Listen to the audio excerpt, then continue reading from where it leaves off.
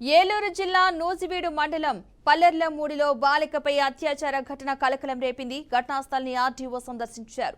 ఘటన వివరాలను అడిగి తెలుసుకున్నారు. బాలిక శరీరంపై గాయాలు ఉండడంతో చికిత్స నిమిత్తం బాలికను విజయవాడ గవర్నమెంట్ ఆసుపత్రికి తరలించామని వైద్యులు తెలిపారు. ప్రస్తుతం బాలిక పరిస్థితి బాగానే ఉందని, తదుపరి దర్యాప్తు నిమిత్తం కొన్ని పరీక్షలు నిర్వహించాల్సి ఉందని వైద్యులు తెలిపారు.